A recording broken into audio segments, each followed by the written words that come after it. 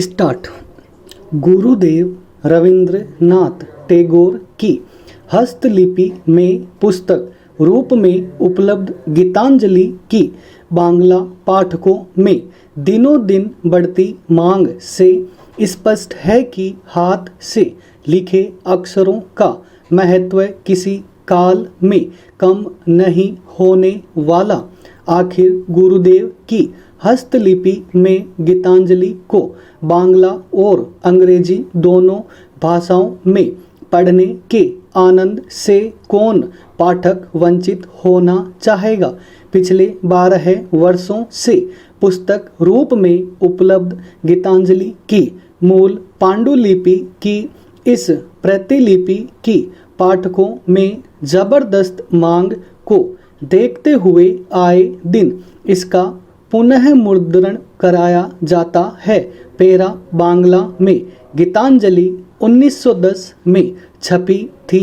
Indian publishing house से प्रकाशक थे सतीन्द्रनाथ मित्र।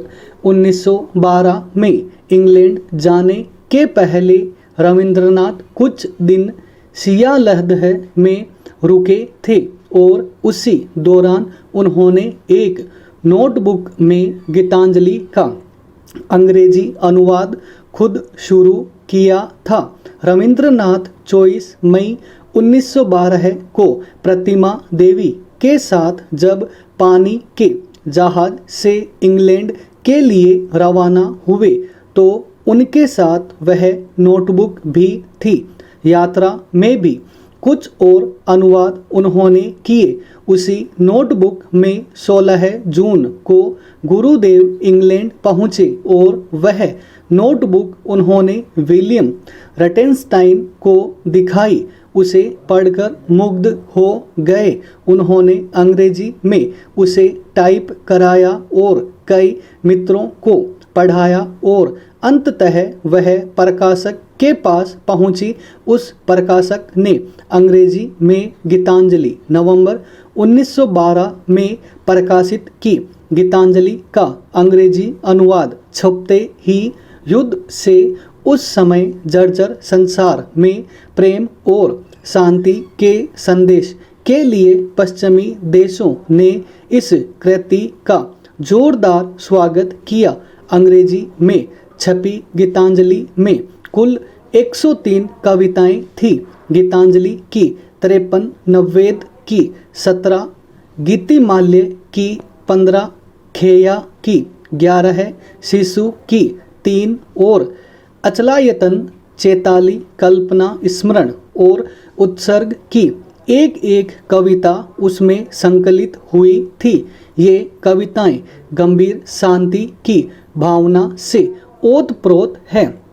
पेरा अंग्रेजी में गीतांजलि के छपते ही चारों ओर गुरुदेव का डंका बजने लगा। उस पर 1913 में गुरुदेव को नोबेल पुरस्कार मिला। पास गीतांजलि की मूल पांडुलिपि सुरक्षित रह गई थी। वह पांडुलिपि अभी भी अमेरिका के हार्वर्ड विश्वविद्यालय पुस्तकालय में पेपर्स में संरक्षित है। उस मूल पांडुलिपि की प्रतिलिपि अहमदाबाद के मोहनदास भाई पटेल ने बंगाल के अवीक कुमार दे को उपलब्ध कराई तो अवीक कुमार दे ने उसे पुस्तक रूप में प्रकाशित करने की अपनी इच्छा हाल में दिवंगत बांग्ला कवि शंख घोष को बताई। शंख घोष ने साहित्य संसद कोलकाता में संपर्क किया और इस तरह 2009 में पहली बार गीतांजलि की मूल पांडुलिपि की प्रतिलिपि पुस्तक रूप में छप गई। इसकी कीमत सिर्फ 200 रुपये है। लाल रंग के कवर वाली 192 पृष्ठों की किताब के प्रस्तुतकर्ता जाहिर है अवीक कुमार दे ही। इस किताब के आरंभ में विलियम के साथ रविंद्रनाथ का एक श्याम श्वेत चित्र छपा है जो 1912 में इंग्लैंड में खींचा गया था। इसके अगले ही पृष्ठ में हस्तलिपि में यह नोट छपा है। Original of Gitanjali India. इस किताब में कई जगह कवि ने सिर्फ अंग्रेजी अनुवाद दिया है। कुछ कविताओं के अनुवाद में उन्होंने काटकर संशोधन भी किए।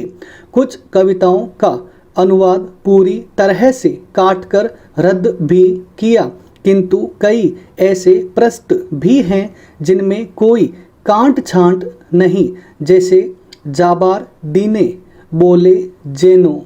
इसकी आरंभिक पंक्तियों का हिंदी रूपांतरण है, जाने के दिन यह बात मैं कहकर जाऊं, यहाँ जो कुछ देख पाया उसकी तुलना नहीं।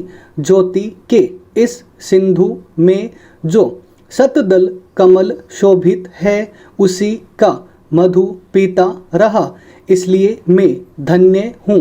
पेरा गीतांजलि की कविताओं का फलक बहुत विस्तृत है। उसमें प्रेम शांति है तो दलित विमर्श की बुनियाद रखने वाली अपमानित शीर्षक कविता भी है और भारत बोध की परिभाषा देती भारत तीर्थ कविता भी। अपमानित में रविंद्रनाथ ने जातिगत भेदभाव का तीव्र प्रतिकार किया था। हे मोर दुर्भागा देश जादेर करेच अपमान, अपमानेर होते होबे सबार। यानी हे मेरे देश, तुमने जिनका अपमान किया है, अपमान में तुम्हें उन सबके समान होना होगा जिन्हें तुमने मनुष्य के अधिकार से वंचित किया है। सामने खड़ा रखा और तो भी गोद में जगह न दी। अपमान में तुम्हें उन सबके समान होना होगा। मनुष्य के स्पर्श को प्रतिदिन दूर हटाते हुए तुमने मनुष्य के प्राणों के देवता से घृणा की है। विधाता के भयंकर रोष से अकाल के द्वार पर बेट उन सबके साथ बांटकर तुम्हें अन्न जल खाना होगा। अपमान में उन सबके समान होना होगा। अपमानित जैसी कविता लिखकर रविंद्रनाथ दलितों के प्रति ऊंची जातियों को संवेदनशील बनाने की चेष्टा करते हैं। वही भारत तीर्थ में रविंद्रनाथ बताते हैं कि भारत का समस्त मानव समाज एक कुटुंब बल्कि एक शरीर की तरह है। वे भारत तीर्थ में कहते हैं। पूर्ण विराम।